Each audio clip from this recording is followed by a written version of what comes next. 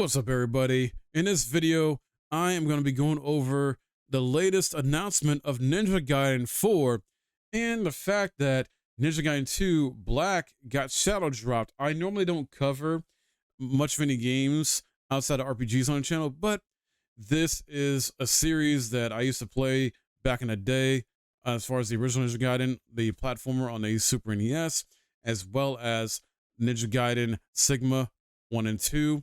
Never got to 3. I know there's the master collection, the remaster collection of these games, but yeah, Ninja Gaiden is a series though that I grew up with and had a lot of fun with, and the fact that we're getting a sequel after I think a decade or so since last game is just wild to me and such good news. And not only that, a remaster or remake of the second game just adds to the hype and excitement. Now, is this a perfect game or set of perfect games? No, it has its flaws, issues, things like that, often being criticized for being too punishing or too difficult. But the combat itself is very flashy and fun, and at its core, this is a character action game series.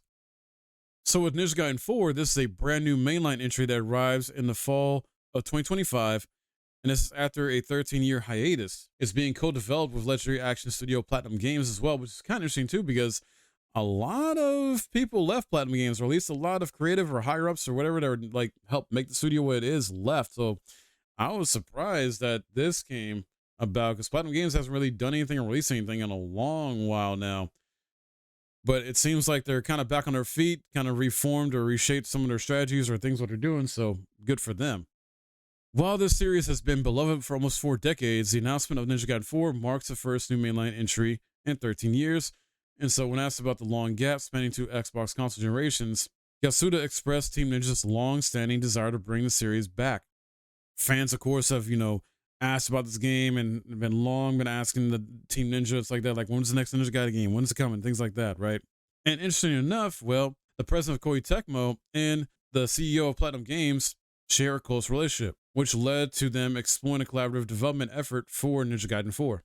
Platinum Games is really known for their combat style, and they're big experts in terms of making fun action games. So them teaming up with Team Ninja, which is also very good at combat heavy action games too, and the support of Xbox, with Xbox being the publisher to help bring this about, makes a lot of sense. Ninja Gaiden 4 is a direct sequel to Ninja Gaiden 3.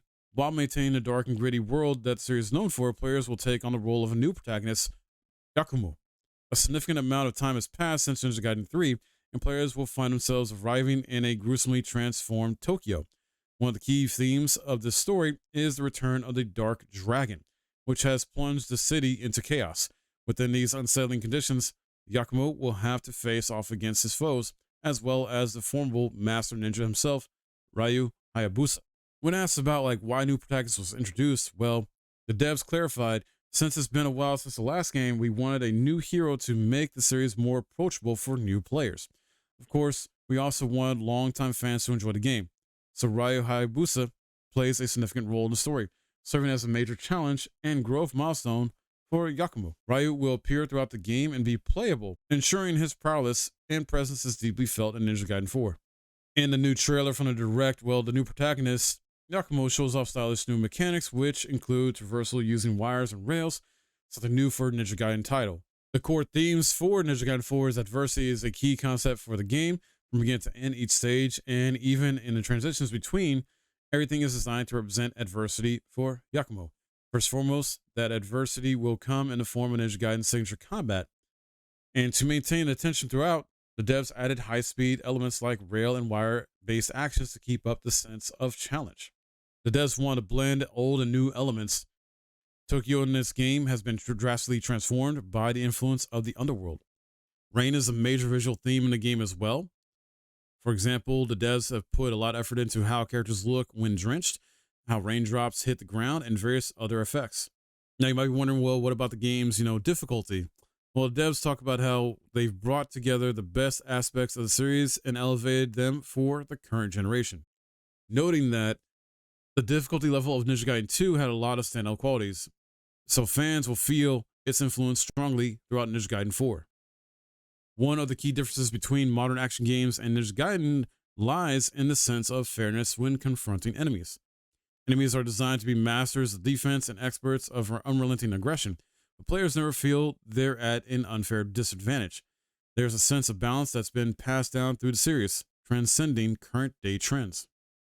The rapid shifts between offense and defense, the almost fighting game like 1v1 combat, you'll see these elements evolve in Ninja Gaiden 4. At the same time, we've ensured that returning players will immediately feel at home when they pick up the game. Yasuda also added that when it comes to gameplay feel, Team Ninja was deeply involved. Fairness in combat with enemies is only possible when ultimate playability is a given. To achieve that, we pushed for even deeper refinement of controls and other aspects. This collaboration across company lines was crucial to creating the next Ultimate Ninja Gaiden experience. One of the standout features of Ninja Gaiden 4, which embodies the series' experience while introducing fresh elements, is Yakumo's Blood Raven form. This is a technique that manipulates the blood of one's self and enemies, transforming it into a massive weapon capable of slicing through multiple foes at once. Using Blood Raven form, and when certain conditions are met, he can unleash a move called Bloodbath Kill, which instantly bisects enemies in one strike. While previous entries have tasked players with working out how to approach encounters with multiple enemies, and Ninja Gaiden 4 is introducing another exhilarating way to fight against swarming crowds. This time the devs have added large-scale high-damage attacks with the Blood Raven form, enabling players to instantly turn the tide of battle in their favor. This system introduces moments of release from overwhelming situations, offering new depth to the gameplay that the devs hopes both newcomers and returning fans will enjoy. And then we weren't only treated to the announcement of Ninja Gaiden 4, but the shadow drop of Ninja Gaiden 2 Black, which is already available right now, guys, on all major platforms except Switch, but it's also on Game Pass. The devs talk about this too, as far as like, wow, this is important, or the reason why they even announced this and dropped this. Well, the biggest reason for developing Ninja Gaiden 2 Black was to address the concerns of core fans who might be wondering what's going to happen to Ryu Hayabusa. Devs also wanted to give players something to enjoy as they wait for the release of Ninja Gaiden 4. They chose Ninja Gaiden 2 because it stands out as one of the most solid action games in the series. They added Black to the title to signal to fans that this is the definitive version, much like Ninja Gaiden Black was for the first game.